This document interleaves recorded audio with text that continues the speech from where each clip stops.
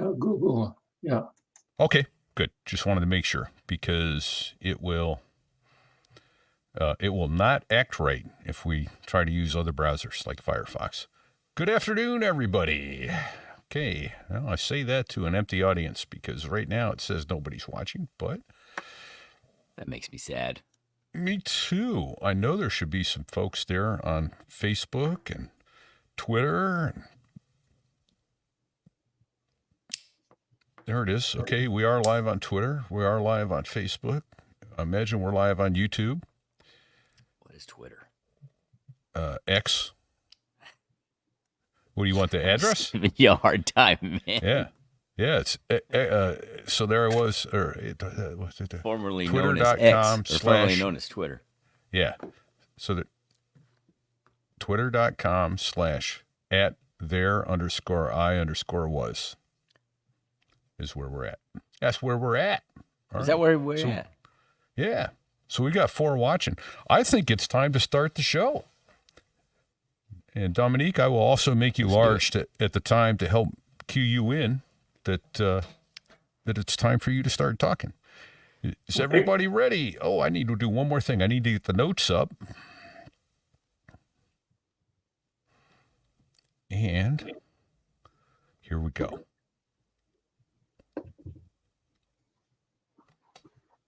Quiet, numbskulls, I'm broadcasting.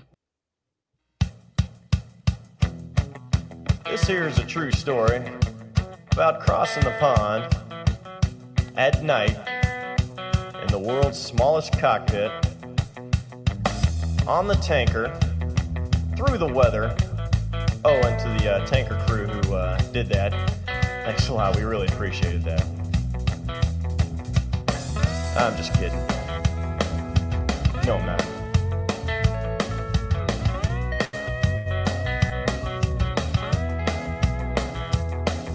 Well, there I was, crossing the pond, and you could see that I wasn't exactly fun.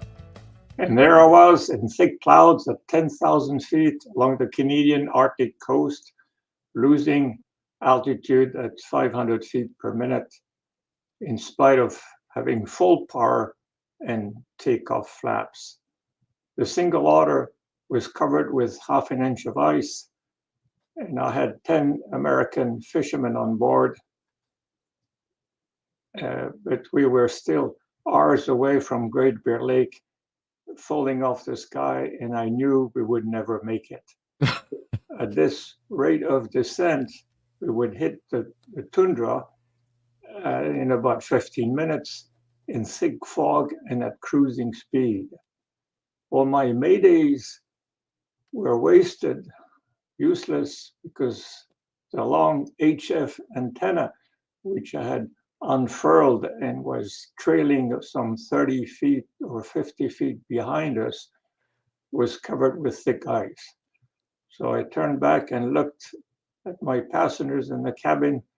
They were all reading and sleeping peacefully, and I felt sorry for them. Yet. Hello, you are listening to the podcast, So There I Was, and that is a terrifying So There I Was opener. This is Fig. Where's my co-host? I'm in Kearney today, my friend.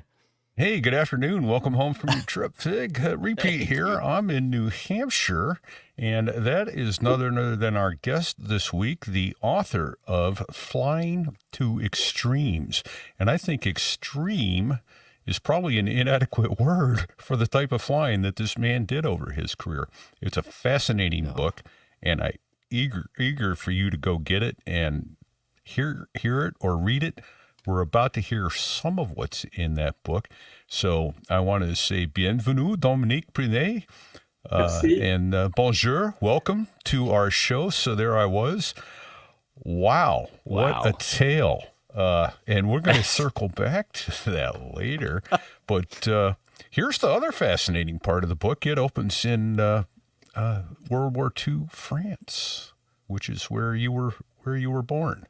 So if you could tell us about your childhood and how you became interested in flying. I was born right at the beginning of the war, so I remember the Germans in Paris, the German occupation and the anxiety that it caused to the civilians, and also the fighting when the front went through our family castle in the east of France where we were hiding. The fighting took place in the castle for 3 days and 3 nights, and I was 5 years old at the time, so I remember it vividly. And as you mentioned, about 18 years later, I was flying, and then I flew some of those German airplanes which were left behind when the German moved back to where they had come from. And so we were using, well, here's one of them, yes, the Fizzler Storch. It's a very short takeoff and landing German reconnaissance airplane with humongous flaps from one end to the other and slats in front of the wing. And it carries a pilot and an observer. And this is the airplane, Place de la Concorde, right downtown in Paris, with German soldiers around it. And that's the airplane which was used by the Germans to recover Mussolini from a farm yard when he was surrounded by the Americans in Italy, and he needed to be saved and picked up. So they used that airplane to pick him up. So it's quite a machine. The next best thing before the helicopter, because it was right. Yeah. I'll I'm tell you what, surprised at the small tires. I mean, normally Tundra, of course, they were probably operating that thing off roads and anywhere, right? Yeah, they probably had also bigger tires for it, I don't know, but they had skis. I flew this thing to tow gliders on wheels and on skis. Wow. What kind of engine is in that, Dominique? I don't remember. Okay. It worked quite well. So here's the cool thing for those of you watching, and you may remember Catherine Kaiser, halfway around the world in 40 days. When I first met her in February, she took me to a hangar in there it is. south of Cologne, and there is one of the 2 that are still flying in the world today. Holy shit, that's it. So that's it. That's kind of cool. So, oh my gosh. Well, I think Mussolini probably would have rather been captured by the Americans than the way he did meet his end, but Probably, yes. Well, let's go back to the aviation beginning. How was it that you got interested in aviation? Was it the when I was a kid around 1945, 44 and 45, I was watching the fighting in the air, in the sky over Paris and over the east of France. When the front went through Paris, my family moved to our country castle, our little family castle on the east. And so then eventually the front caught up with us, and so there were more dogfights over our heads. So I got quite fascinated and started flying gliders as soon as I could. At around 15, I think I was a glider pilot at 16 and an airplane pilot at 17. And I've been loving aviation ever since. that's awesome. Yeah. That is awesome. Yeah. That's seeing that and remembering that as a young child. And then, I get it. I totally get it. right. Getting to see that. So, that's fascinating. All right. I remember you remember got your licenses while in France still, right? Before you emigrated to Canada. Yeah, I had a glider's pilot license and then a private pilot, and I took my commercial license and instructor's license, and I worked as a flying instructor when I was at university and at college to earn some living over the weekends.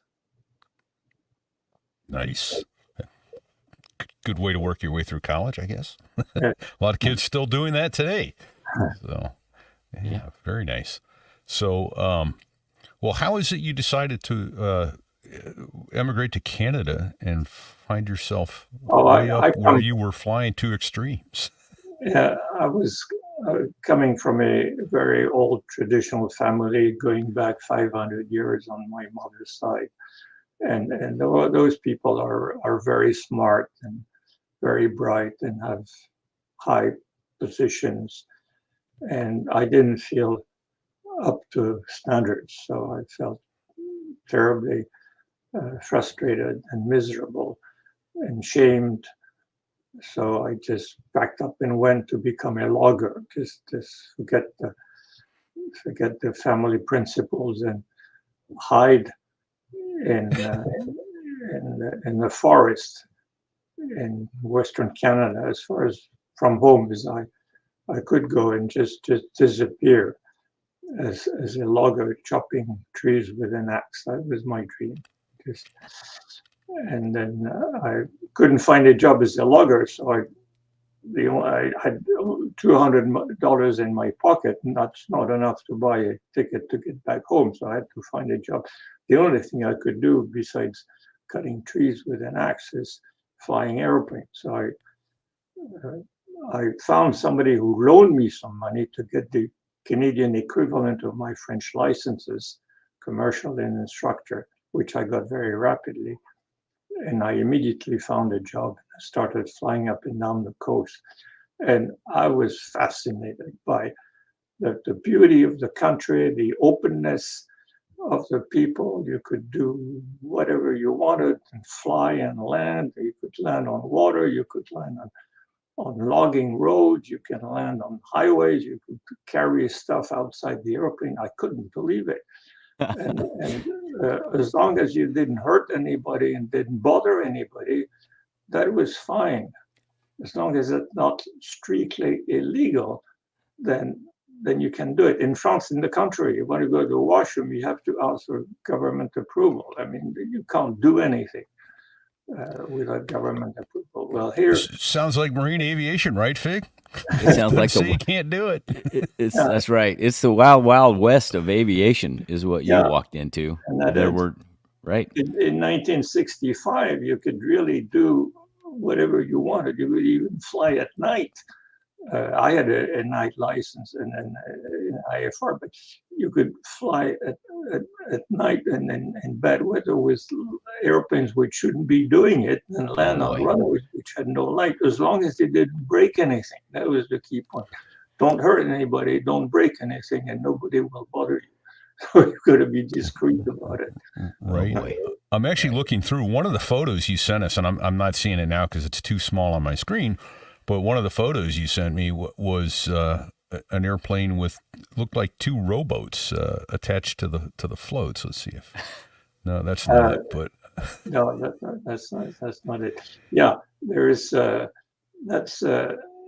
was later on Great Bear Lake in July. Okay. The Great Bear Lake was frozen solid still in July, and I had. There's a fishing lodge at the northeast corner of Great Bear Lake, which receives American fishermen during the months of July up to the 15th of August. When it closes, it gets too cold.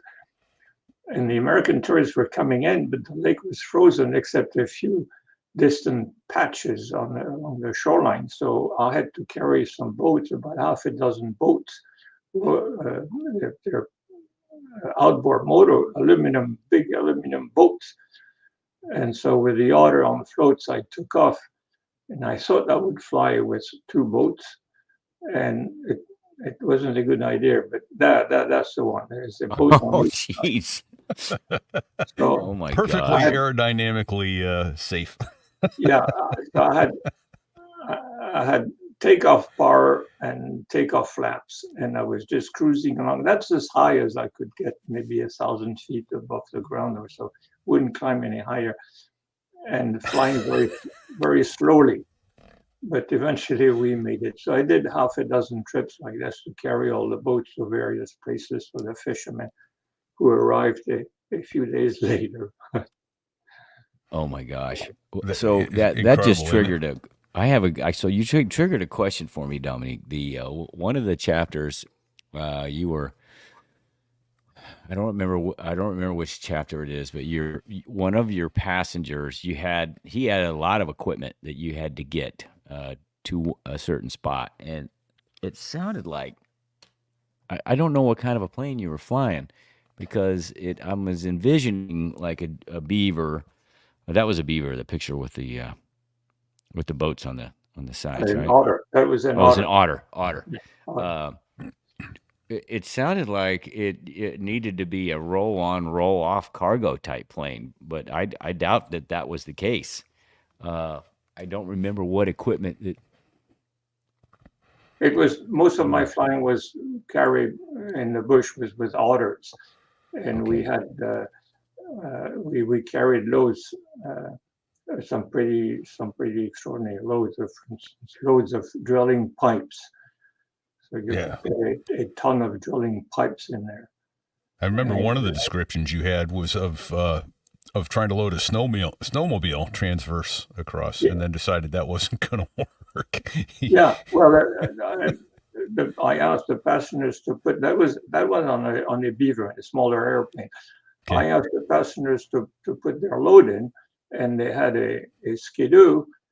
And when I came back, because I was preparing some kind of a flight notification, so you call by radio, announce to the world you're going to do some flying.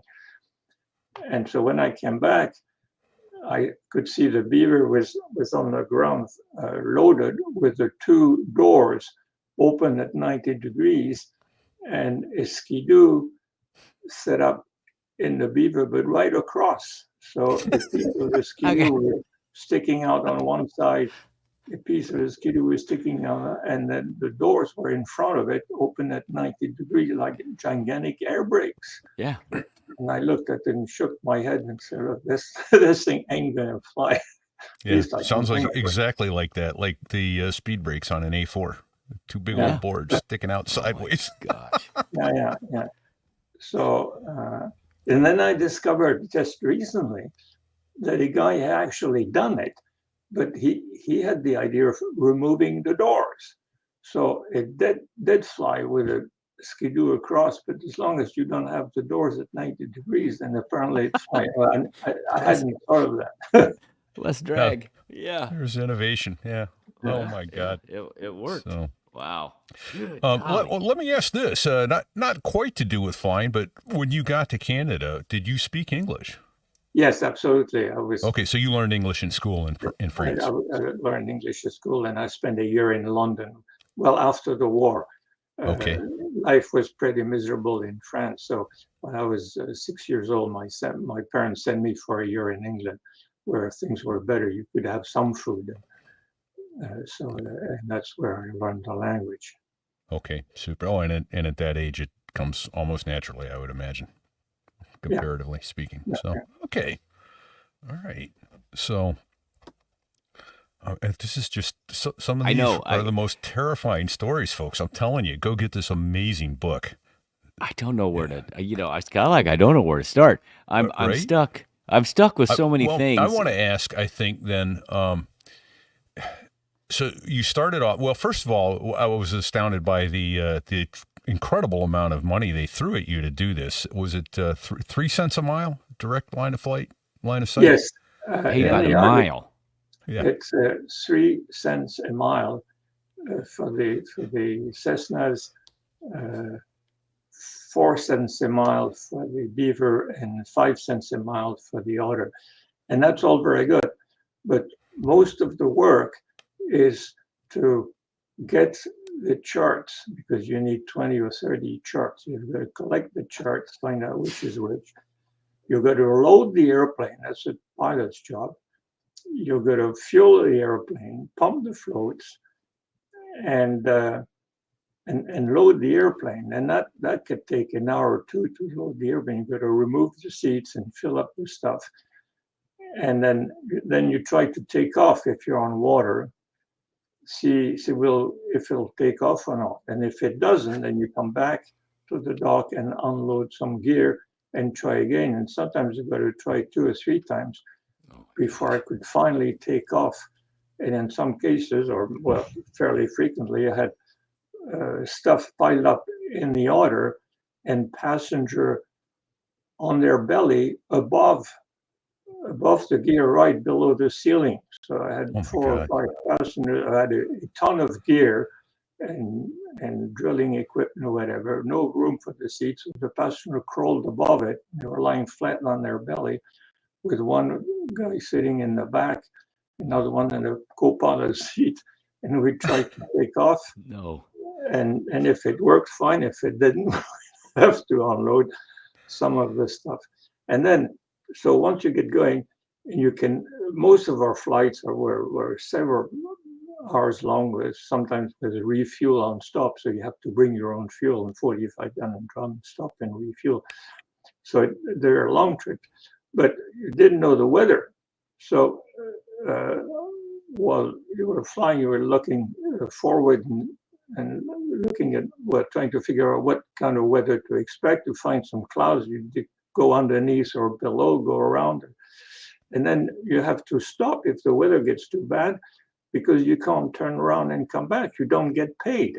You only get paid once you arrive. So sometimes up to 2 or 3 hours, you can't go any further. So you've got to stop, wait for the weather to clear up, and then you take off again and try to make it. And eventually, after a day or 2 or 3, sometimes you finally get there. And when you get there, it might be 300 miles. So you get $10. Unbelievable. Unload. Right. And the worst trip I did was to move a drilling camp from one side of a small island to another. It took an hour or 2 to load all the pipes on the airplane. And I only flew across the island from on the chart. It's a straight line. It was maybe 3 or 4 miles across the island. But I was so loaded that I had to go all the way around the island, back again on the other side, and spend another hour or 2 unloading the stuff. And then so you get paid for 5 cents. You made your 12 cents. What are you complaining about? Oh my gosh! At the end of the day, you get 12. After 3 or 4 hours of work, you get 12 cents. That just seems insane to me. And so was there a lot of pilots that were willing to do that job? Is that why the pay was so shitty? In Yellowknife, we were about a dozen pilots for maybe 3 or 4 companies over there. So the pilots were well known, and that's the only way you're going to make a pilot fly, is by paying him by the mile if he gets there.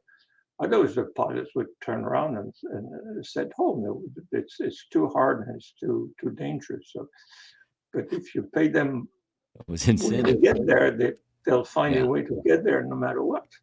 Yeah, but the loading, the preparation, the loading, the unloading, the fueling, that was all you were working for free at that point. Yeah, absolutely. And then when you stop and wait 24 hours for the weather to clear up and camp in the bush in the meantime, then you don't get paid either.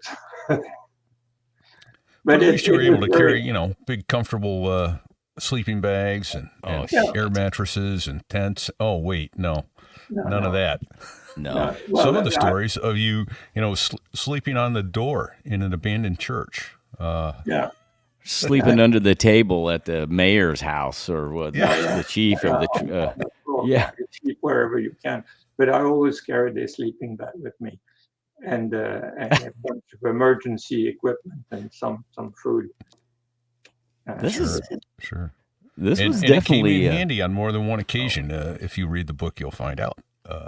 But, when did you realize this was no normal flying job? That this was going to be, frankly, a hard life? Well, I discovered that first when they told me that they gave me a whole. That was the shock of my life. I was I got a job in Edmonton, and I thought I'd be following the pipelines or checking things in Alberta. They gave me a suitcase And I said, well, what's that? And they said, well, it's the maps you're going to need. I always needed 1 or 2 maps, and that's all I need. I don't need this. I said, well, where you're going, you need all these maps. And they covered the whole of northern Canada, right up to the North Pole, from Alaska to the Hudson Bay. So that is a suitcase full of maps. And then I said, well, Jesus. And then I started flying north, and for hours and hours and hours, I was flying over a forest. I said, well, this country is humongous. And after about 5 hours, I stopped and refueled and continued with my little float. And I still had another 3 or 4 hours to go before I reached Great Slave Lake. I said, holy Christ, man. That's a big country. Once I got to Great Slave Lake, I was given initially some local flying, and that's okay because you can tell the land from the water. You've got lakes and forests and rocks, and that navigation without a compass, because it's too close to the magnetic pole. Navigation is okay when you can read the map. But when you go up north into the tundra, then it becomes a lot harder, because if you've seen on some of the pictures, the tundra extends for hundreds of miles. It's all flat. So you don't know where you are. And without a compass, you don't know where you're going either. That's exactly it. That's a tundra. And you've got 1,000 miles like this. So if it's in the summer, you can tell which way you're going roughly by the position of the sun. And but in the winter there is no sun. It's all gray, and it's either dark or gray, and it's terrifying. It's just is very scary in the winter. I used to pee in my pants. I was terrorized from it. Well, I mean, you're flying. You might as well be flying across the moon. There's nothing that's telling you where you're at. You can't, even if you could see the lakes are frozen. They got snow on them, so you can't see them. Yeah, but you can't tell the lakes from the land. That's the problem. Oh, geez. So it's absolutely it's very scary. In fact, I was so scared that I couldn't sleep properly, and I woke up every morning with gigantic headaches. So I went to see the local physician and said, "Man, can you help me with my anxiety and my headaches?" They said, "No problem." So he gave me a bunch of little pills.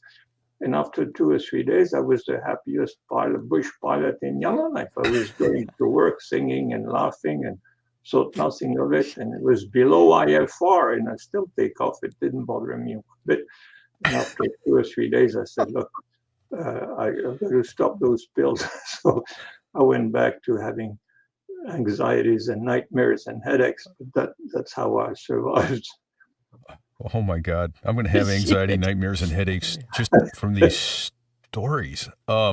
You mentioned something in passing that I don't think a vast majority of people, and I would say a fair number of pilots, are not even aware of, that the closer you get to the pole, your compass is pretty much useless. Can you explain why that is and what you did to overcome that? Yeah, well, from around Yellowknife, you can still use the compass a little bit. But the magnetic compass is somewhere between Yellowknife and the North Pole. So that's right. It's a bit north of the Arctic coast and one of the Arctic islands. And it's moving all the time in that area. So when you get in the tundra, the magnetic compass just sits on one side or the other. The needle doesn't go anywhere because it say, hey, man, it's down below. So it tilts to one side and it points down and gets stuck one way. It doesn't show any direction. So you can only fly with the gyro compass. But the gyro compass holds your heading for maybe 20 minutes or half an hour. After that, it starts precessing, especially around the North Pole, around the poles. So after a while, you don't know if you can rely on it. And after an hour and a half, you can no longer rely on it. So it becomes very scary if you don't have landmarks. So the flying was done from landmark to landmark. You pick up a landmark, reset your gyro compass along the shoreline of the lake or the ridge of the ridge that you can find on the tundra, or the shape of the the orientation of the Arctic coast, reset your gyro compass, and then you're good for a half an hour, maybe 45 minutes. And after that, you're really not too sure where you're going. So it's very hard on the nervous system. And these are the charts you have to use. Oh my gosh, look at to that. fly. And you've got some frustrating passengers who tell you to go from here to there to somewhere else. And so as you go along, you have to make sure that you write it. So you see towards the lower third of the chart, there is a fairly horizontal line in a light pen, and that's because we took off from the camp on the bottom right side on the large lake, and then we flew roughly west from lake to lake because they were exploring the country looking for minerals. So they would go there, turn left, turn right. So we got a little bit to halfway through the page, and then they changed heading, and they said, go south, and and then go to the southeast. So we went there for the southeast, and then the southwest, and then south onto another chart.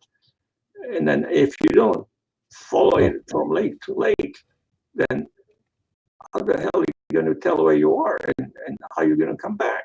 So you've got to be very careful. You mark it as you go along because they're exploring. I'm stressed out right now. I'm very stressed out right now. Right. Just putting myself in that scenario. You know, we are so Absolutely. spoiled today with being able to have a GPS, always know your Tells you position. where you are within 3 feet. Oh yeah, and that's terrifying. I mean, really. Yeah.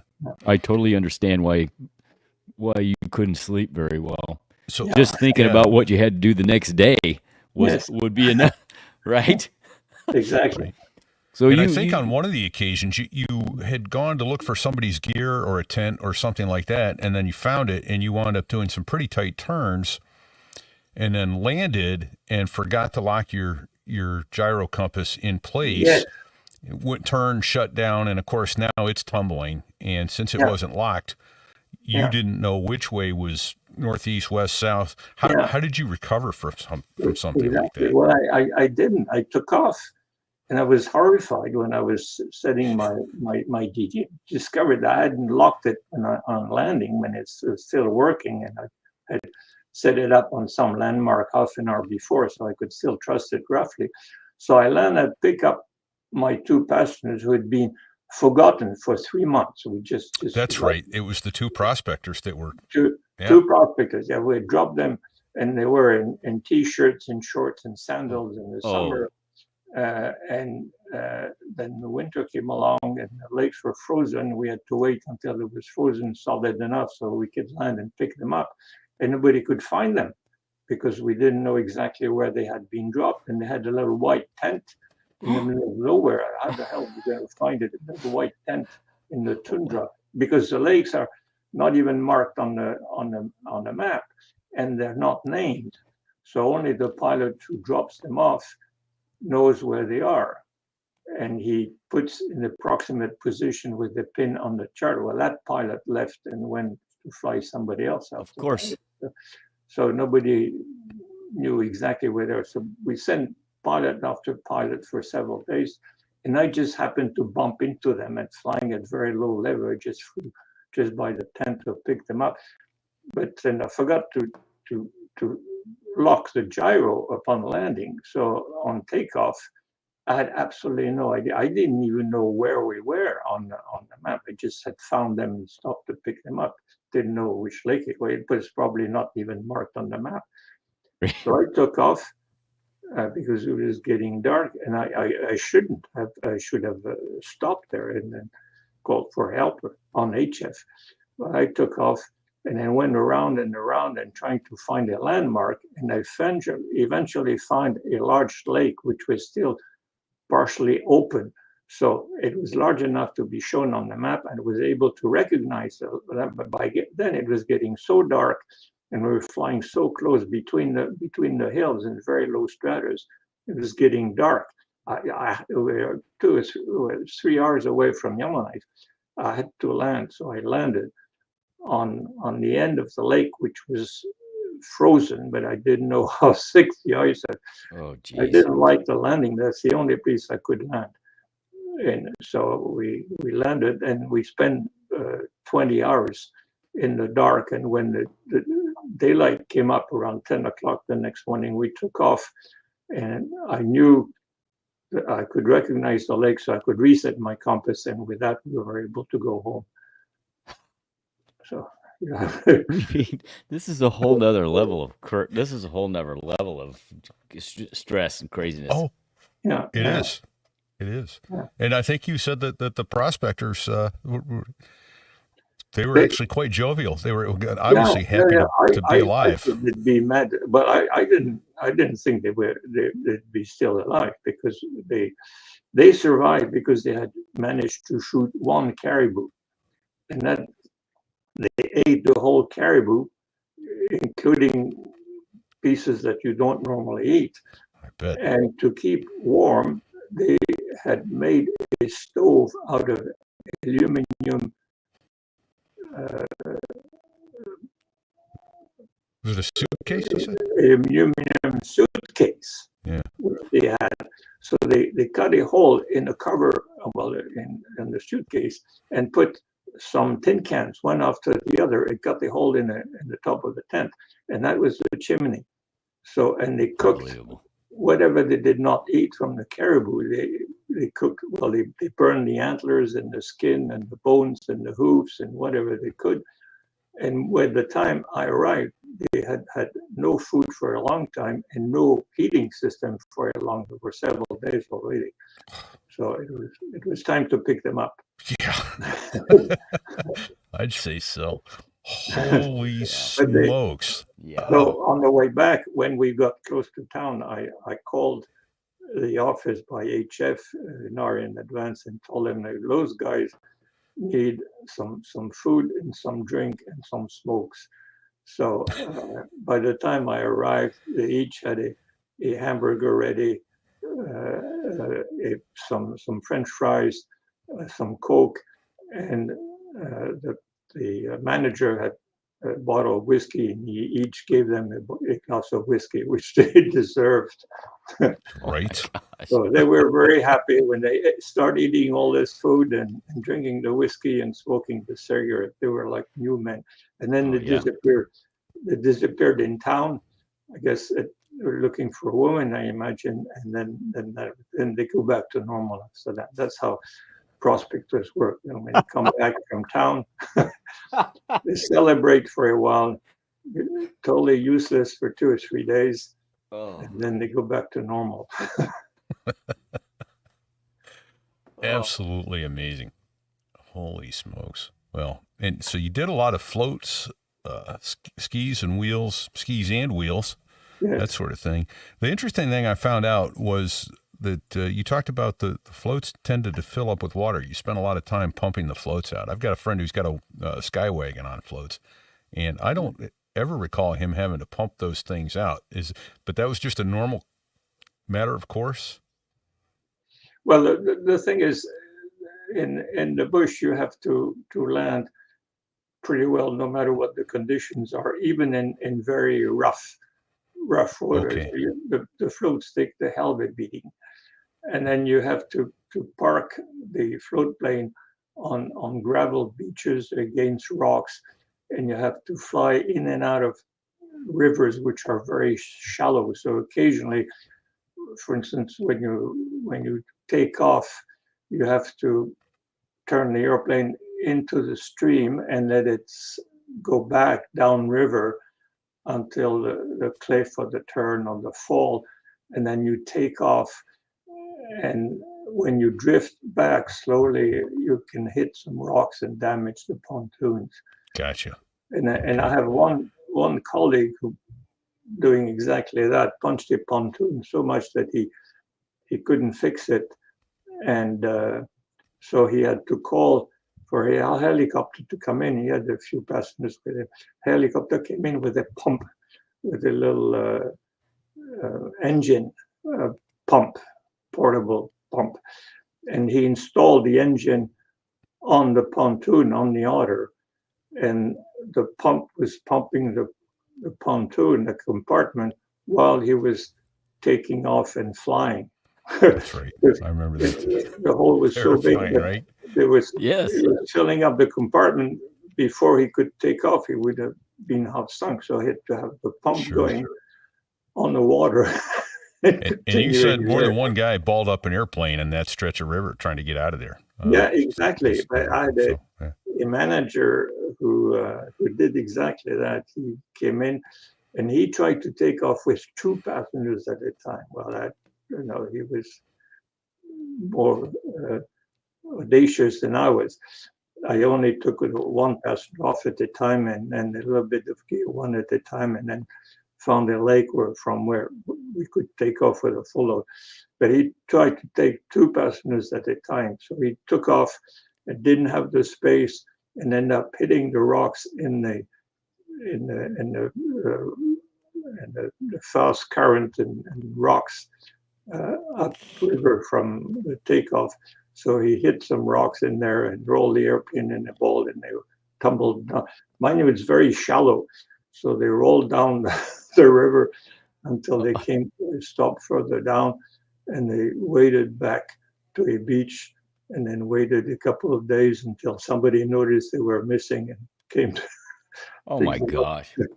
Right. I mean, that's the worst part of it, is having to wait till someone notices you aren't where you're supposed to be when you're supposed to be there. And then give a couple more days because they're probably just delayed. Yeah, in the meantime. Right. Could be weather. Could be weather.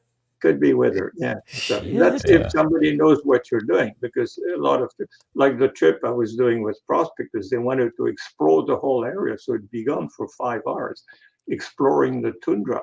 But they just look at the places they want to go here, I want to check that, and just survey. So nobody knows where we're going. Right. Dominique, the part, I think it was in that same chapter you talked about it, because you mentioned the helicopter coming in to bring the pump, and this is typical of pilots. So guys get in a helicopter, going to land in a tight clearing, and he's like, "Yeah, I don't think so." And tell him what the passenger said, and then what happened. Well, a colleague of mine who was a helicopter pilot said he was asked to go somewhere and land in a small clearing. And so he had a passenger, and the pilot looked at it and said, "Well, I don't think it fits in that. There's not enough room to go down." And the pilot said, oh yeah, there is. I was there 2 weeks ago." So he said, "Well, if somebody else can do it, then sure, I could do it too." So he came down, and sure enough, he hit the propeller, the rotor tip, and demolished his helicopter. And so the pilot said to the passenger, "Well, I thought you could land." And said, "Oh yeah, he could land, but then he had exactly the same problem. He broke the helicopter." That'd have been nice to know. I didn't say you could take off again. So if somebody tells you that he got in, make sure that you get the full story. Did he get out? Right? Oh my gosh. Great So stuff. I have a question. I've been dying to ask you. So because this is no small thing, you're carrying fuel in barrels with you Yes. for range and a fuel stop if you need it. Yeah. But Hold on, I have a question. What could possibly go wrong? So a 45, it says 45-gallon barrel, right? Yes. These are not easy to move around. They're That's not a few hundred pounds. No. Yeah, well, 45 times what's avgas? 6.7 or 6.8 pounds a gallon. Yeah, they're pretty heavy, especially the odd ones which are made of steel.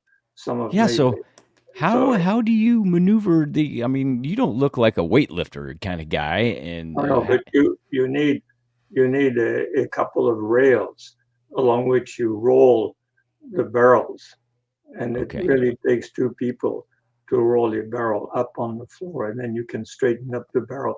And I've flown in an order up to 6 or even 7 barrels So that's grossly overloaded, but it's a single engine. So whether it's overloaded or not, if the engine quits, it's the same problem. So, I wouldn't do that on a twin engine airplane, but on a single engine airplane, it doesn't matter if it's overloaded, you go down anyhow. So yeah, and then So when you get to where you need to get a fuel stop, if you're by yourself, you got to wrestle that barrel off and then pump it into the yes, wings. yeah, exactly, and that's what I did many times. You unload you just roll it off.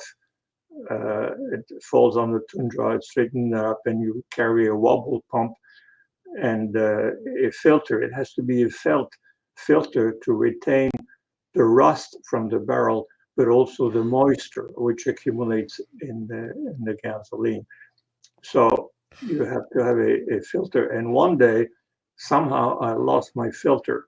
I was up the Arctic coast with some fishermen, and I lost the filter. Well, you can't pump the fuel from the drum onto the airplane when it's got water and rust in it. So I didn't know what to do. And then so I looked around and I told one of my American passengers, is your hat a felt hat? And he said, yes. Well, I said, well, I'm sorry, man, but Now it's my I filter. have to use your hat as a filter because otherwise we're stuck here. And he was all excited. And so he brought back to the States his hat full of gasoline fumes. Said that saved the day, and we used my hat to continue the trip. Oh my gosh. Here's a novel idea. How about using new barrels and fueling without water in it the day you're leaving? I know. Yeah. I get some of it was pre-staged, right? I mean, is my understanding you said some of it was dropped off on the Arctic coast. Yeah, some barrels are there for years at a time, and some of them are sealed. The new ones are sealed, so they should pick up too much water, but others are not sealed, so they pick up moisture, and you have to filter the water. And in before fact, did you find some barrels dated U.S. Navy in the 1940s? Yes, on the east coast of the Hudson Bay. I was stuck without fuel one day. I'd flown and I had enough fuel to go back to the previous station and refuel, but it was 3 hours away, and I didn't want to fly another 6 hours to go and pick up fuel. And by the time I got to the community, I would have only have a little fuel to continue, so it didn't really help. And so I was stuck, and one Inuit told me, "Oh, I think I've seen a barrel somewhere on the tundra by the shoreline." So we went to see him, and it said U.S. Navy, 1944. So, so I tried it. And I took off. I tried, and the airplane, the engine ran. So I took off and tried the airplane by myself to see if it worked, and it was still working. So we continued with that fuel. It's time to go fly. And then you guys wait here. I'm going to test this out and see if it works. Right. So we've got a couple supporters we need to talk about in a minute. What I would like to do, though, is have you chat just a little bit more about the Inuit culture. You talked about how there's very few declarative statements of positive and assertive. Maybe your face is frozen. Maybe you could talk to us about that. Maybe you could give us an explanation about that. Sorry, about what about the Inuits? So that there's very few declarative and positive statements, like it's going to rain tomorrow. I will see you next week. That one. Yeah, they're very shy, and they're really not sure of anything. So if you ask them when this person leaves the community by canoe for several days, they will say, I don't know, because they didn't see him actually leave. So then you have to ask, well, at what time or when did he intend to leave? Or you say, oh, that was Friday. Oh, okay, so now you know he probably left on Friday. And then you ask him, At what time is he going to come back? The guy says, I don't know. At what time did he say he would come back? Oh, he says next Wednesday. So there, and you ask them, how is the weather going to be tomorrow? And they will always tell you the weather is going to be fine, because they know that you need fine weather to fly airplanes. Maybe So the they weather's going to be always fine. Want you to be happy, right? And I found a guy who told me the weather is going to be fine. And then I discovered, I went around the community with his skidoo, in the back of his skidoo, and the snow in winter. And I discovered that he was putting tarp over some of his gear and putting away other stuff. Get ready for a big storm. Yeah, he was getting, and he told me, I know the weather, maybe it's always maybe the weather will be fine, maybe. And I knew from what he was doing that the weather wasn't going to be fine. And sure enough, it blew like hell. It was snow the next day, and there was no way of flying. But, the process. There's so much unknown, and it's so surprising, and you never know what to expect. That half the time they start with maybe. One day I was in the winter, it was miserable. 40 below, was on the Arctic coast on the ice cap, pumping fuel with the help of an Inuit, and on airplane, on another on ski. It was pitch black and very cold. So he looks at me and say, maybe your ear is frozen. Well, I said, right. Maybe it's frozen. Maybe your cheek is frozen. Maybe your cheek. Yeah. Maybe your cheek is frozen. So I said, well, maybe I should go and check. So I went to check, and sure enough, I went back to walking to the community, and on the mirror in the little shack which had a light bulb, I looked at my cheek, and sure enough, it was frozen solid. It was all white. Oh, no maybe about it. So I warmed it up, and then went back, and it was okay. But if you hadn't told me, I would have a big hole in the cheek. Maybe you could have said something sooner.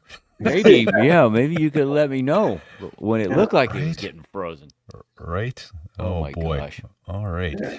Well, Fig, we want to welcome back this week HelloFresh. They've been a longtime sponsor here, and we're deeply appreciative of them coming back. And so we'd like to talk to you about them, and as well, FTIratings.com, who is also a longtime sponsor. So thanks to both of them. Let's take just a moment to chat about them.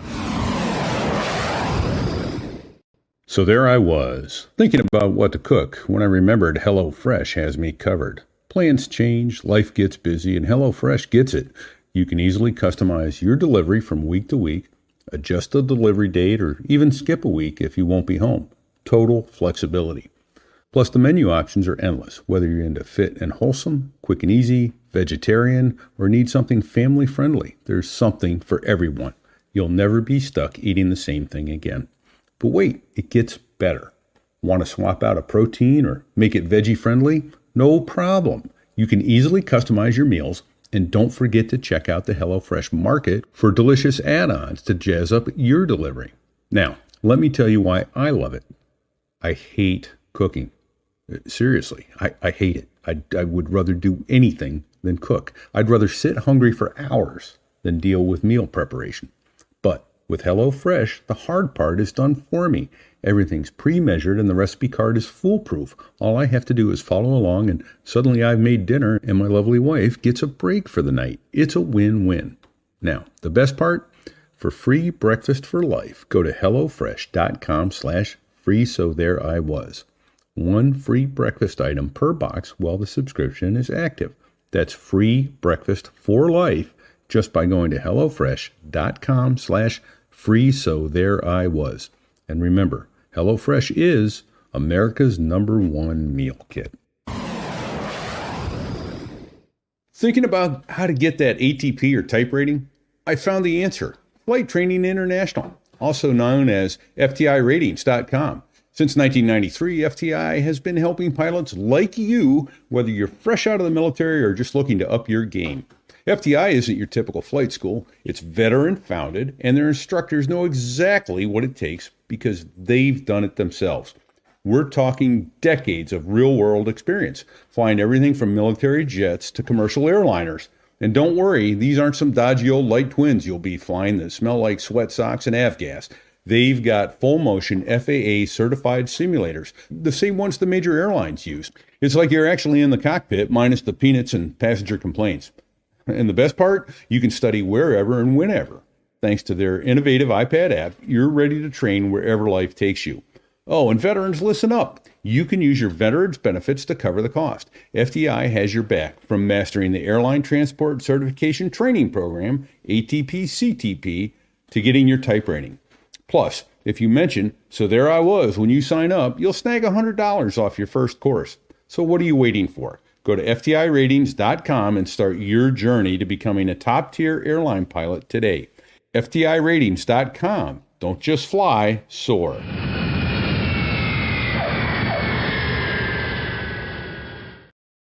Fantastic. Thank you so much, HelloFresh and FTI Ratings Flight Training International. We do appreciate your support so we can continue to bring you these terrifying and amazing stories. Yes. Oh, my. Hop in there, Fig. So I want to comment on the process of it's amazing to me how so you're flying the Arctic, it's winter, it's cold, it's beyond belief cold. The prep that you have to do to the airplane before you even walk away from it. I saw, where I read you had to leave it running at idle for a significant period of time so that it would cool down slowly. And then when it was shut off, then you had to you had to apply all this other apparatus to it to keep it from freezing. And then you Pour had gasoline to do in the oil. And yes. And then you had to take the batteries in. And did you ever drain the oil and take the oil with you to keep it warm somewhere? I mean, this is a lot of work. And I'm thinking the whole time, you're not even getting paid to do this. You are only getting paid by the mile. He's getting his 12 cents a day, whether he needs it or not, man. Oh, Come on. my gosh. I mean, that's a lot of work. And plus the extreme conditions. I mean, literally extreme conditions. Yeah, talk to us about some of the airplane prep, please. Yeah, well, before the flight in winter, you have to start preparing the airplane at least 2 hours before you can hope to go. That's assuming that the airplane is all prepared with the right amount of oil and you don't need to gas it up and you don't need to load it. That's just the preparation of the technical preparation of the airplane itself. And so what you have to do is go to the airplane and you have to put blow pots underneath the engine. Now you can imagine those are aviation gasoline containers with a heating system like to warm up a pot of water with flames. And so you fill it up with gasoline and turn it on, and you've got this contraption which is about 1 foot high with flames sticking out of it, and you carry it underneath the order. It was mostly done with the order underneath the fuel tanks.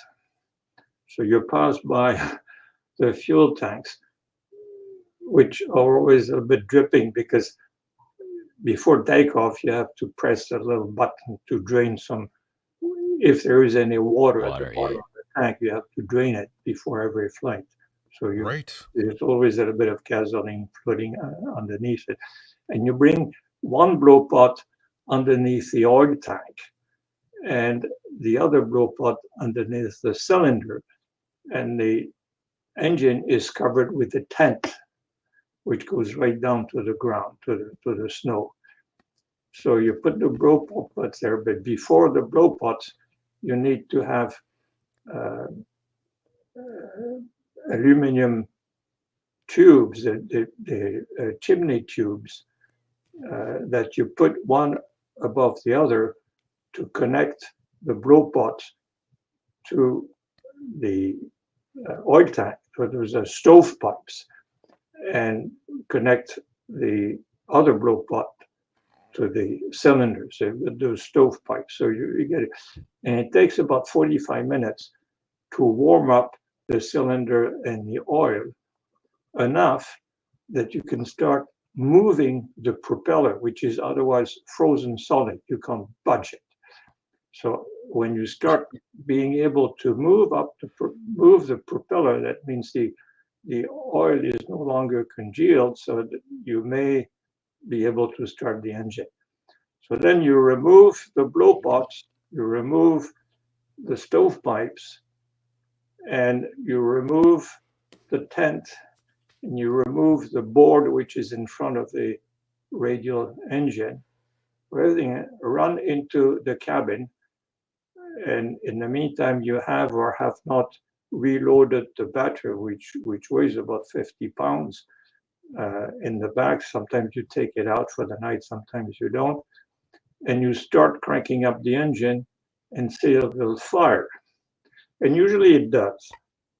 So it fires, and then you need to watch the oil pressure. If it doesn't go up within a minute, then you have to shut down the engine because the oil is frozen somewhere in the lines, and you've got to start all over again.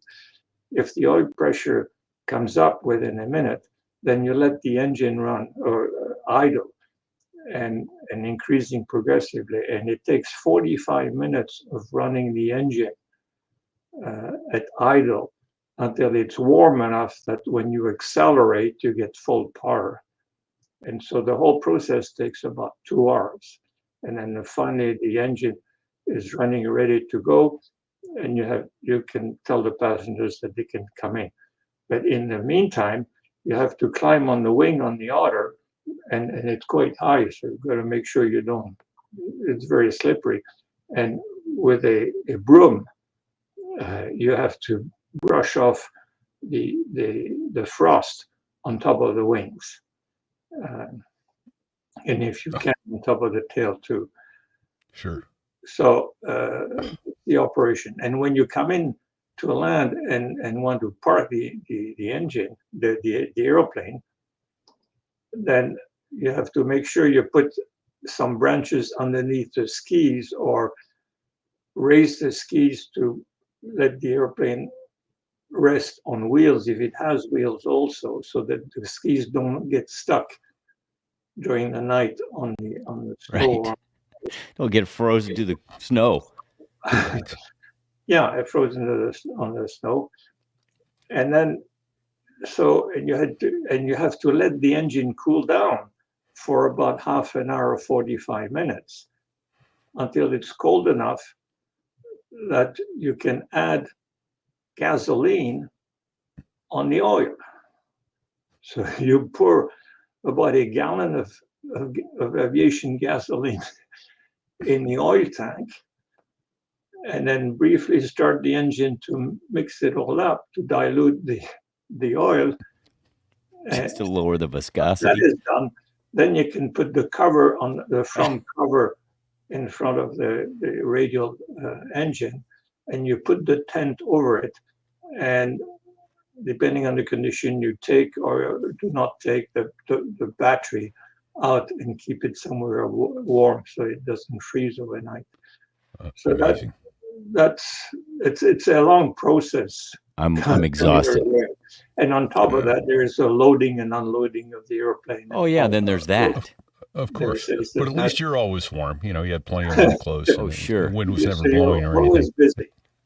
Okay, speaking of always warm, Matt Geyer, who's listening, asked, what did you carry as a survival kit on your everyday trips, other than what I would assume a sleeping bag? What else did you carry? There is an official safety or emergency box on the airplane.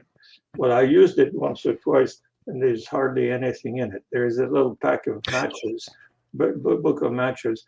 There was a little package of pilot biscuits and a can of tuna and a few things. And I mean, this is ridiculous. It's enough for one person for 24 hours. I mean, it's just silly when you've got 10 passengers on board. So I used to carry my own gear. So I had an Arctic sleeping bag and a down sleeping bag, because the Arctic sleeping bag in 40 below, I think, is not really enough. So I had my own down sleeping bag to go inside the Arctic sleeping bag. And I had a mirror to reflect whatever sunlight I could pick up into the eyes of an observer plane which was looking for me, if any. That's the best way to be found, is to reflect the sunlight into some other pilot's eye so that he notices the flash. I had some red flares, and I had some high energy food, some sugar and chocolate and biscuits with fruits in them, and what else? And a little burner, and the most important thing was matches in a tight, watertight container. So that was Right. my gear. So I had a bag with my gear and another big bag with a sleeping bag and a down jacket. Okay. And you, I recall you carried an Enfield 303 also, right? Often? Yes. I carried a World War II gun, and with a box or two of cartridges to fight off the polar bears or kill a caribou or a moose for survival. And I used it once. It wasn't really for survival, but I was stuck on a small rocky island, which is maybe 100 meters long and 50 meters wide, and it was tundra with nothing in it. But there was a rabbit on it, and I hadn't had any food for a long time. I had no food with me, so I said, "Well, I'm going to use my gun to shoot the rabbit." The rabbit couldn't go anywhere because it was a very small island. So it took me most of the day chasing the rabbit with my World War II rifle, and I used up a whole bunch of shells until finally I got my rabbit and was able to drain some gasoline from the engine and pour it on the ground and make a burner out of it and cook some of the rabbit. Oh, man. Wow.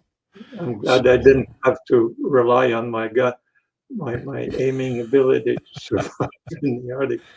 Well, a rabbit's a bit of a smaller target, but but you mentioned some of the waterproof stuff. I'd like to briefly go to, I think it was chapter 7, where you had 3 folks with you, and I mentioned it earlier about the pontoons filling with water, and you found an abandoned village, and if you would chat about that one, I have got some questions about that.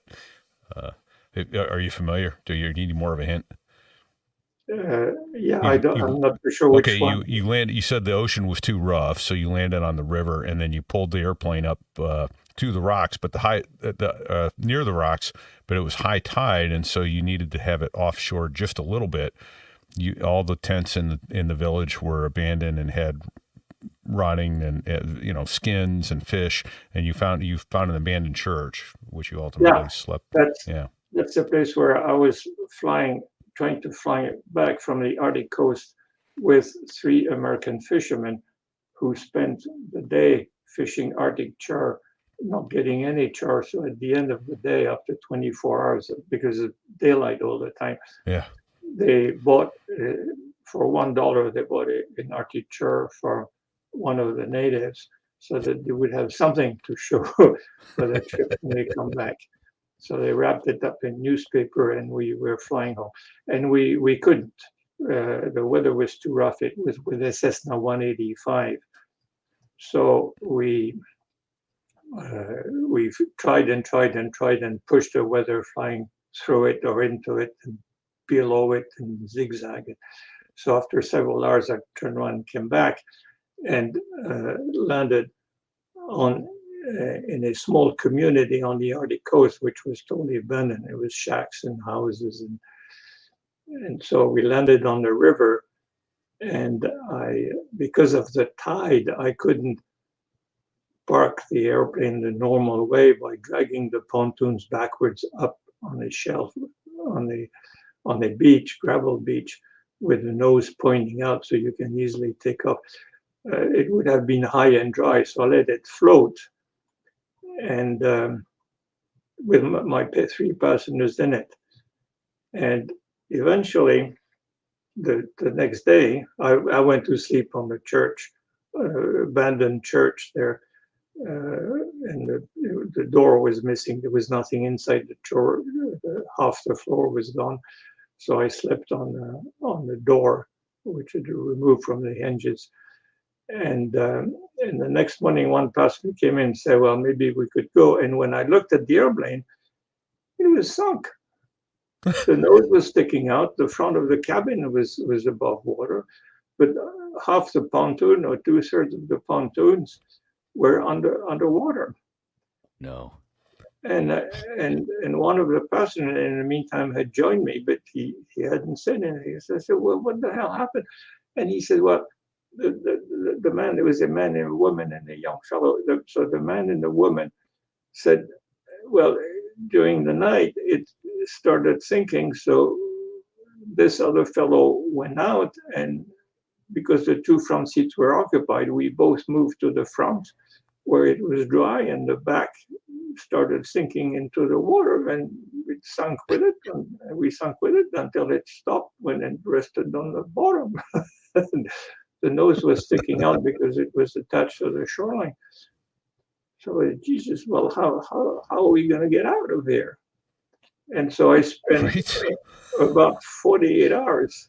There was low stratus and drizzle, and the ice was about a mile away from shore. And it was, I think, in July.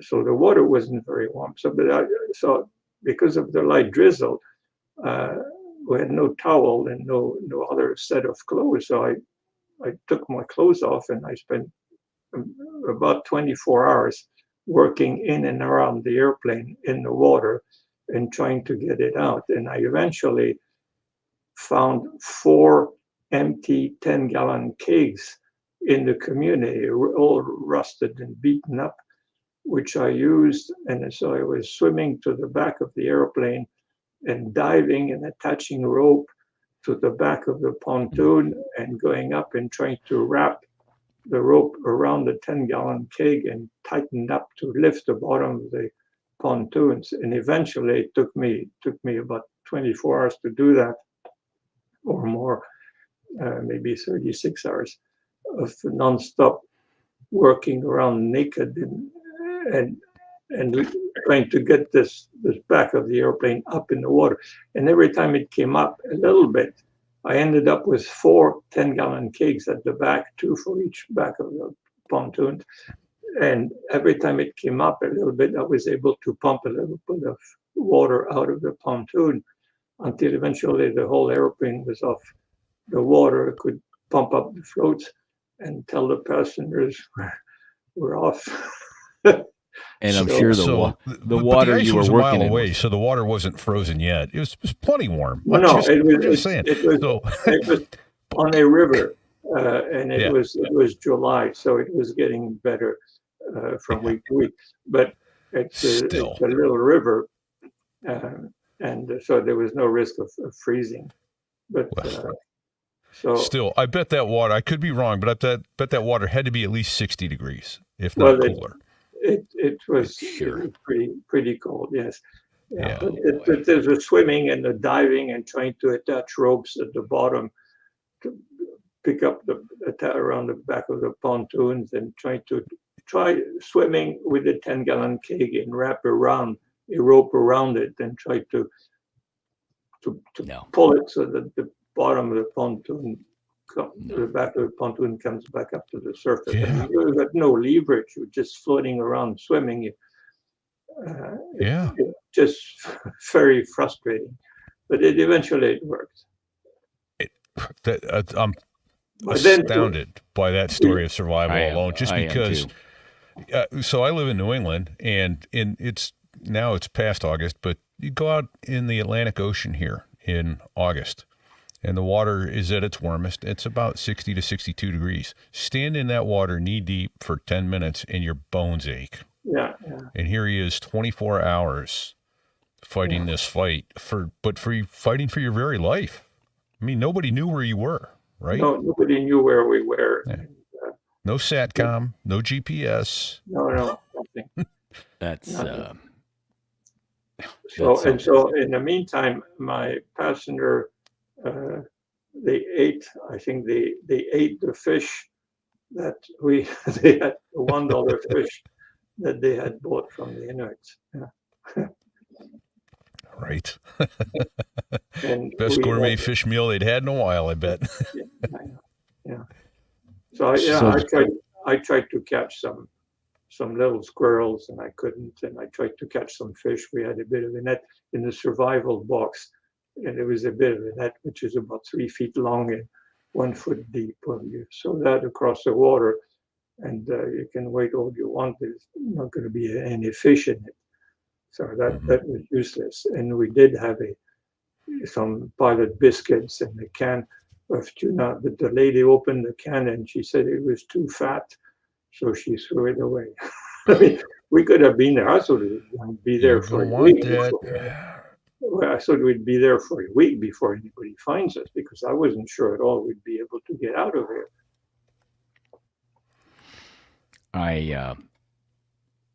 I'm not very often speechless, but I am speechless. So that is a good segue. I don't remember which chapter. It might be chapter 9, where you landed on a frozen lake. You had your bride with you, and the airplane sunk through the ice. Yes. This turned into a real survival situation. That was rather extreme. That was very lucky. That was in November. Lucky.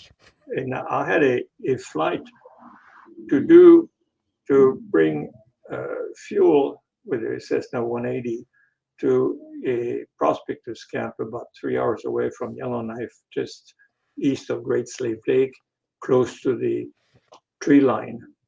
And since I was going there, drop the fuel and come back, and there was an empty seat next to me, I told my new wife, we'd just been married for 2 or 3 weeks.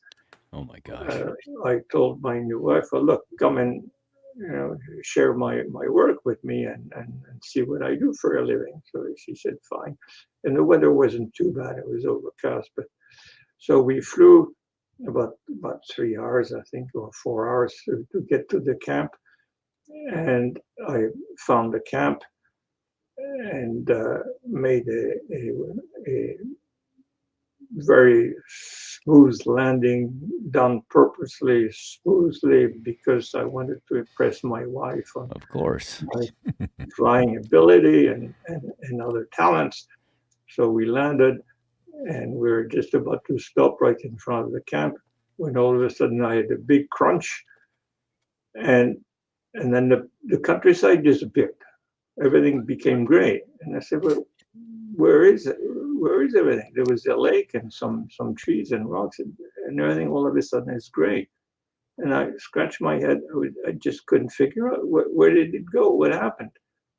And then I realized from a little bubble which came up from the propeller hub that we were underwater, and I was looking at the bottom of the lake. This is why it was all gray. Oh, and I know this little ripple on the sand. So I said, Jesus, we're at 45 degrees looking at the bottom of the lake, and the airplane is going down. So my first reaction was to open the door to let the water in, because if you don't let the water in, that's the picture. If you don't let the water in, then you can't get out anymore. So the water rushed in, and it was coming up over the seats. So, and I unbuckled my seatbelt, and the water was coming up to cover my wife's legs and thighs and belt, and I was partially out holding the door, like gentlemen open the doors for a lady on the car, lady, do you mind coming out? And waiting for her and say, well, just come out, we're sinking, do something. And then she had some mitts on, she had to remove her mitts, and then she couldn't unbuckle the belt underwater because she didn't know exactly how the belt worked. And I said, come on, don't think about it, just do it. And so eventually she came out and we were both underwater for a second and popped up.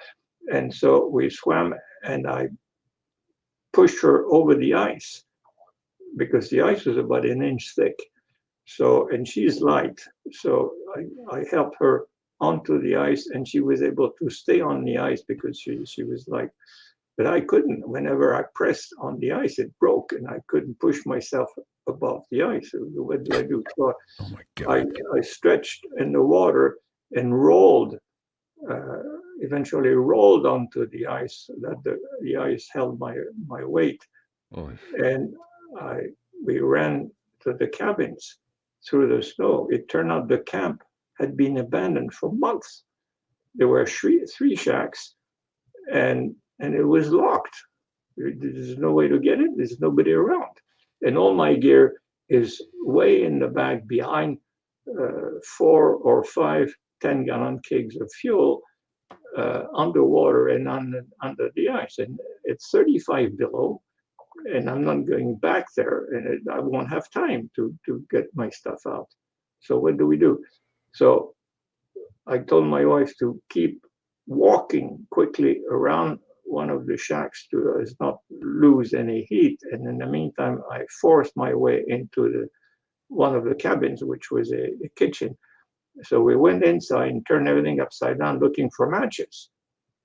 And looked in all the cupboards and all the drawers, there had no matches. So I tried the other shack, which was totally empty, and the third shack, which had a stove and some bunk beds without any mattresses, but was empty also, no mattress anywhere. So we come back to the first shack, and by then my muscles were getting stiff. My fingers were curled up, and I was beginning to have problems thinking properly and moving very slowly. And my wife had stopped moving altogether. So I got mad, said, and she said, I can't. She was frozen solid because our clothes were wet and the outside of our clothes was already covered in ice. We looked like snowmen. All iced up on the outside, 35 below. So I said, well, let's get in.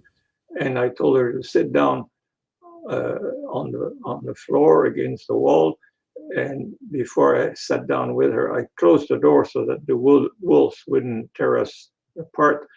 I closed the door and said, well, that's it. We'll be dead in 10 minutes. And it's not painful at all. We're not scared or we didn't feel the cold at all. We're just not even shaking, nothing. Just that we couldn't move. And I couldn't move my fingers anymore. And before I sat down next to her, I decided to go around the shack one more time, the kitchen, and I found one little package of paper matches. And with that, I rushed to the third shack where there was a stove. I pulled out all the geology maps and the pinup girls from the wall, piled it up in the stove, and tried to take one match, but I couldn't because my fingers were too clumsy. So the whole lot of matches came off, and I stroked them, and it worked. The whole thing went up in flame, and I threw it in the paper, and it burned. It took off. And there was a pile of wood outside. So after a while we were able to come in and warm up, and we tore off our clothes because of the ice sheet around it, our down jackets, and remove remove all wet clothes, and then we stood naked in front of the stove until we could warm up and eventually start shivering a little bit. And from then on, we were fine. So that night, we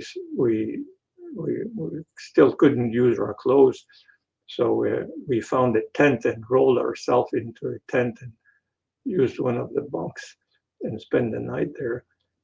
And the next morning, we heard a Beach 18 come over from my company. They wondered why we hadn't come back yet. So he understood the situation easily.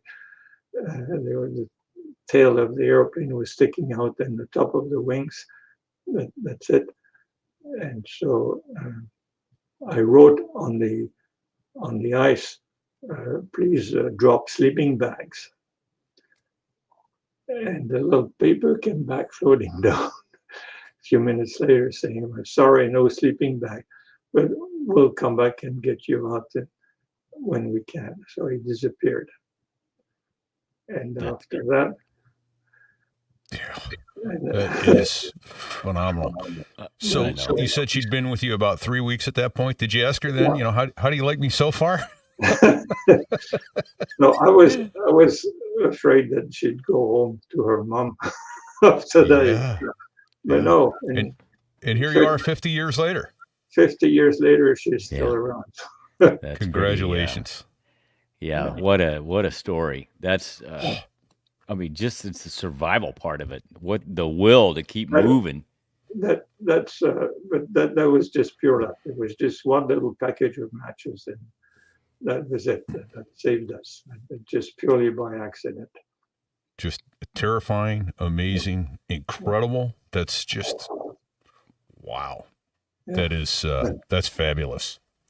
Well, I think it's time. Oh, go ahead, Fig.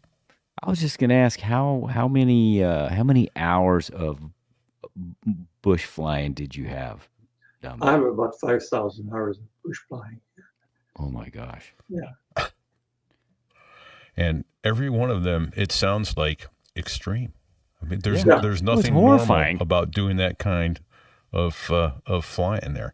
Yeah, and as Matt said about your bride, she's a keeper indeed. If you can dunk a woman in ice water and have her hang with you 50 years, you're doing something right. So, and that's a good woman. Oh man. So. Well, I think I'd like to take us to a story that will close us out for the day, and that is the one with which you opened. You found yourself in a terrifying situation over the tundra, icing up, out of airspeed. Well, not out of airspeed, but out of ideas and out of power.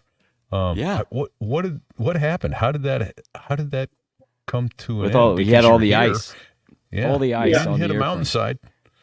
Yeah, well, it was a flight with a single otter radial engine flying along the Arctic coast for about 5 hours with a group of 10 fishermen coming back to their lodge on Great Bear Lake. And we were essentially following the Arctic Circle from east to west to Great Bear Lake. And we started flying underneath the clouds, and it became totally insane. So I couldn't get back to the outpost. It was closed back, so I was stuck. So I climbed through it, got on top, and I was bothered because I couldn't see the ground anymore, but I could at least fly west by looking at the sun and finding my direction from the sun. So put the charts away because they were useless, just flying on top. Right. And hopefully in the right direction. But the top of the clouds came higher and higher. Eventually we got in the clouds, and I didn't like it because it was above freezing. But I know that at one point, we get to the freezing conditions and pick up ice. And sure enough, after half an hour, 45 minutes in the clouds, flying with a directional gyro and at that time, it was getting totally unreliable. I was off by maybe 10 or 15 degrees, but at least 10 degrees. I didn't know which way. So it was a general direction, no landmark, had no idea where I was. I wasn't sure within 10 degrees which way I was going in the clouds. And we started picking up ice. So I added more power and more power and more power until I had takeoff power, and even more. I think I had the boosting system on, and takeoff flaps, and we were descending at 500 foot a minute. So I looked at the altimeter. It was slowly unwinding, and I said, well, at that rate, 500 foot a minute, we've got about 15 or 18 minutes before we hit the tundra. And I looked back at the passengers, the 10 passengers, because I thought maybe I should tell him, you've got 8 minutes to go. Make your peace, folks. Yeah, you do whatever, but that's your last moment. So do whatever you want. You can pray, you can get drunk, you can talk to your wife, you can write messages. But then I got scared because I thought they start moving inside the airplane to go back and get their luggage and find out some notes and start writing messages to their wife, saying to their wife, look, yeah, you find me with my secretary, but I was strictly a business trip, or other personal messages, or they want to be where their wife was in the back of the airplane. So I said, the airplane is so unstable that I can't afford anybody to move. So I said, well, they're happy, I'm happy. Why change anything? So I never send them any message to let them know. And so we were going down. And by the time we got to 4,000 feet, the passenger next to me woke up. There was an inch of ice or half an inch of ice on the windshield. So there's nothing to look at in the clouds anyhow. And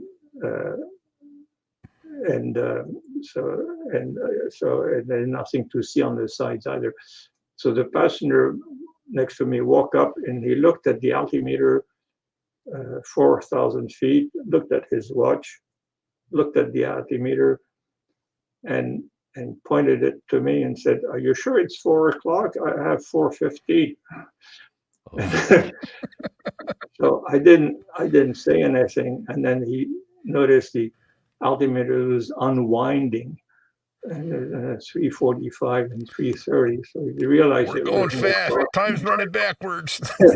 Time is going backwards. And then when I knew we were getting close to the tundra, and I knew from experience that it was fogged and solid right on the ground. We'd hit the ground without seeing it. I thought I opened the side window to try to see the ground when it came, so that I could try to absorb the shock and do a rounding before hitting the ground. Flare, before hitting the ground at cruising speed, or faster than cruising speed. We had to go faster to maintain flying.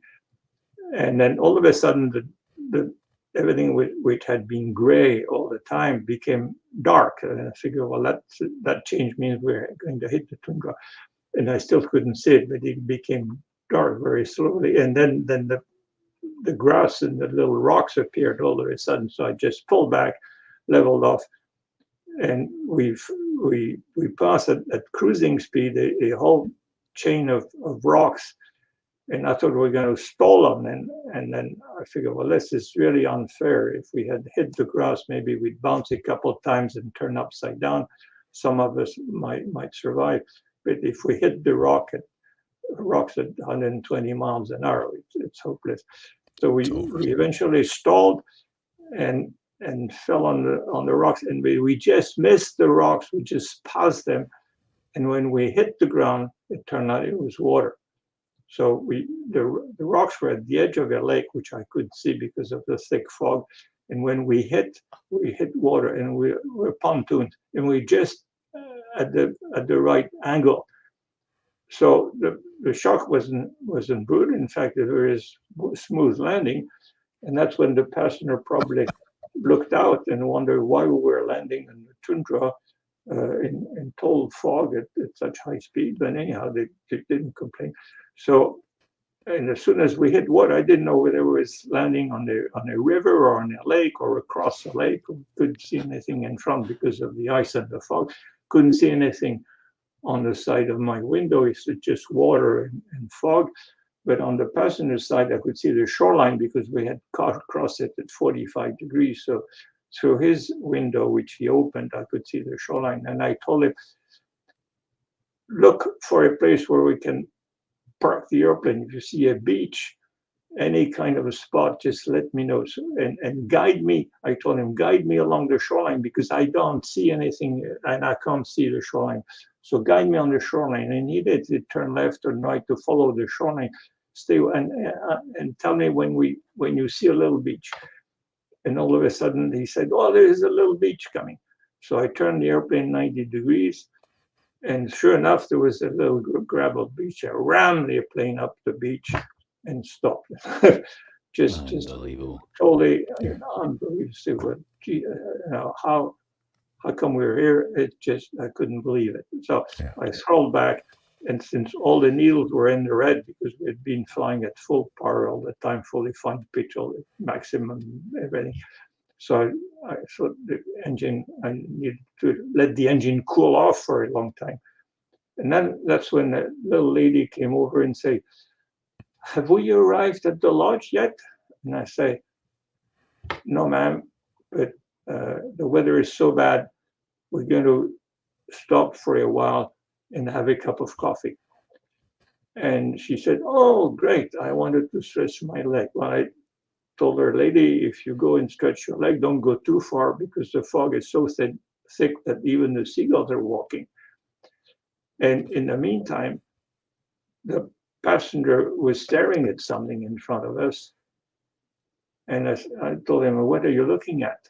And he said, we're looking at the tent. I said, what tent? So I looked out, and sure enough, there were two tents. And I know those two tents.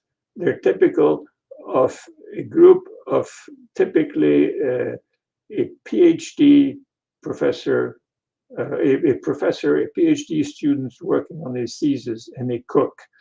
And there's, of the two tents, there's one tent where the two men sleep and where they have their gear. And there's a cookhouse where the cook stays, and with a long table where it's a get-together place. And people do research on anything. It could be rocks, it could be wildlife, it could be weather. Every 1,000 miles you get a group of people. I spent 2 weeks with a group like this, 1,000 miles further east, counting Ross geese. So how many geese come in from the Central Valley in California and nest there every summer? Same thing. PhD students and then the cook. And so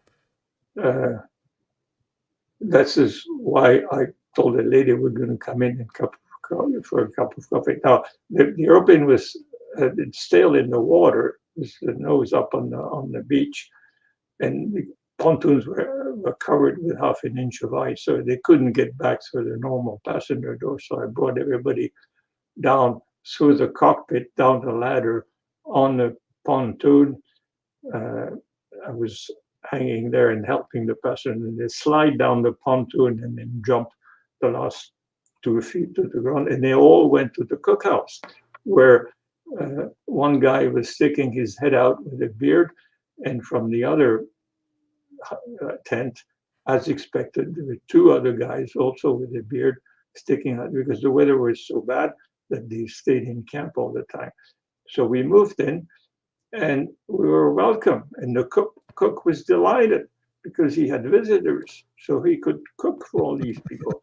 So we spent 12 hours from about 6 o'clock in the evening to about 6 o'clock in the morning, when the weather finally cleared up and warmed up, and the ice had melted on the wings and on the airplane.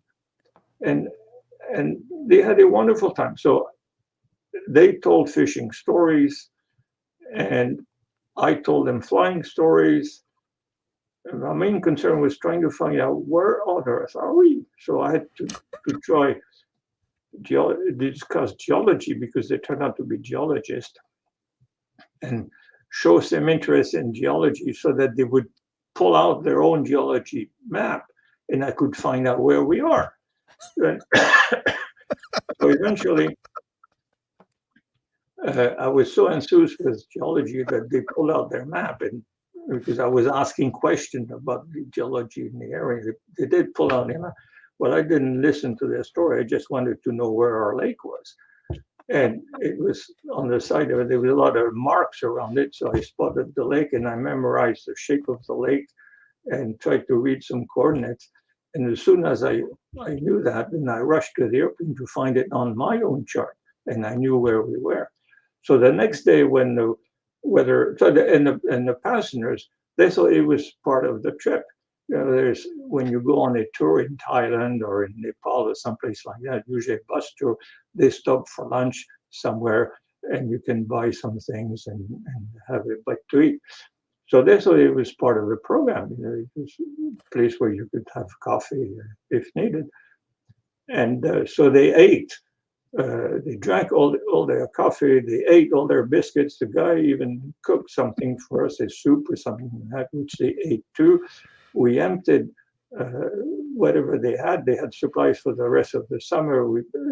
Between the 11 of us, we ate it all without any hesitation because they thought it was part of the package. And so I told them, don't worry, I'll come back and replenish your stock. So let them eat and I'll bring you some food back.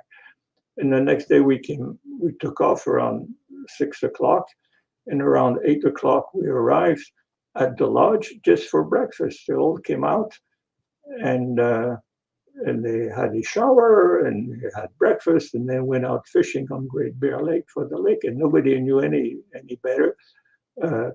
And in fact, they were so happy with the trip that at the end of the day, after their day of fishing locally on Great Bear Lake, they all one at a time invited me to their table and offered me a drink, saying, "Look, that was a fabulous trip. It was long.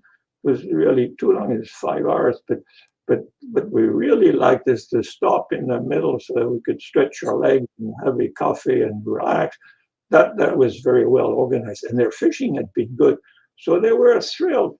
And they said, "I was a fabulous pilot, and the trip was fantastic, and they had the best day of their life." One man's trip is another man's terror, huh? It was going to be the end, and it ended up being an outstanding trip. I'm glad you didn't say anything to him, right?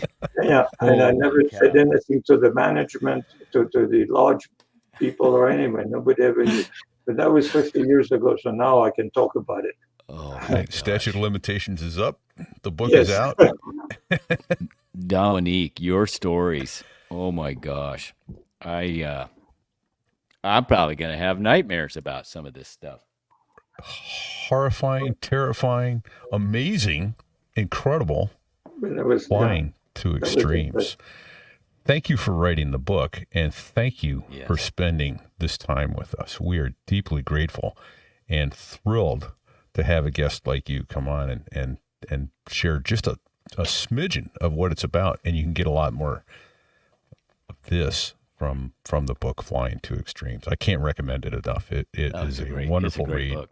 Yeah, absolutely. So, well, thank you for having me. I enjoyed it. Glad, most glad. We are honored. So, a couple other thank yous we probably ought to get out there. Fig, what do you think? Yeah, we should probably thank our man Dave Hamilton.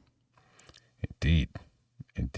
He is the owner, director, manager, chief cook, and bottle washer over at backbeatmedia.com. So he handles our advertising for us. So thank you to Dave Hamilton. He also gave us all the technical know-how to get this show off the ground and coming to you. So this show wouldn't exist were it not for Dave. So we also need to tell give our sponsors, HelloFresh and Flight Training International, a big thank you for supporting our show. Indeed, that we couldn't keep doing these stories without our patrons and our sponsors. So we're deeply grateful for them. In fact, speaking of patrons, we've got a new one. I think we mentioned him in the preamble last week, but just to be sure, it's Kevin Sonny Byrne, new patron pilot. So you can join too at sotherewas.us/Patreon, and you will get exclusive extra stories if you join up there as a pilot, section lead, division lead, or tanker aircraft commander, as did Sal Marinello again. So thank you, Sal. Thanks, Sal. Thanks, Byrne. And hey, if you're inclined, leave us a 5-star rating. And if you can't leave us 5 stars, tell us why it's not, and we'll do better because we're trainable. Absolutely. And if you insist on a 2-star rating or a 3-star rating or even Give a it to 4-star somebody rating, else. Give it to go to somebody another show. else. Go give it to someone else. Yeah. Oh, that's great. You can do that at sotherewas.us/rate. We have a merch store. So there I was, .us/merch. And, bikini season's winding down, but we have hoodies, long sleeve shirts, short sleeve shirts, beer steins, beer glasses, pint glasses, shot glasses, cocktail glasses. Hats, blanket, you name it, even a clock. Yeah. I'll tell you what, though, Vig, in the Southern Hemisphere, for those of our listeners down under, get yourself a bikini. Bikini season's coming. Hey, that's right. Excellent point, sir. Yeah. It's always bikini season somewhere, and it is down south, below the border, or below the equator. Okay. Right? Yeah. And I think there's one or two other people we need to thank. Well, Uno, dos. That's the Dos Gringos. We use their music for our intro, and they were our guests a long time ago. Excellent interviews, and their music is outstanding. 4 albums. There's not a bad song on any one of those albums. No, indeed, they're not. So, and I almost forgot.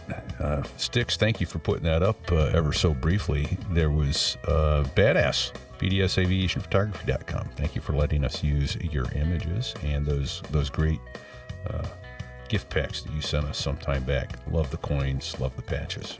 Much appreciated. Thanks, Badass. And to all of those who sign their name on the dotted line, thank you for your service. And thank you to your families who support you in your service. We couldn't have this amazing country we have without you. We're deeply grateful to you. So with that being said, no ejection seat handles, no collectives. Man, I don't know what to say. Don't let your pontoons fill up with water until next week. Don't leave without your survival gear, for crying out loud. There you go. Oh my gosh. Don't go flying without your survival pack. All right, and don't forget the sleeping bag. There you go. Well played, Sticks.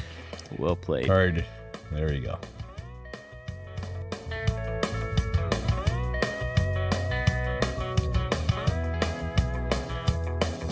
Well, there I was, crossing the pond, and you could see that I wasn't exactly fond of all the shit I was wearing on that day. Now an F-16 is cramped enough, but it's even worse with all that stuff supposed to save your life. But we knew there was no way. 'Cause when you're going down the North Atlantic, man, it's over. Or in the Arctic Ocean or a frozen lake, he said it's what? He said it's over. Was it over when the Germans bombed Pearl Harbor? Oh. And we are out. Oh, an homage to the beginning of the show. Awesome. All right.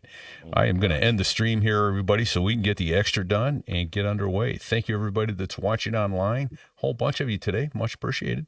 And here we go.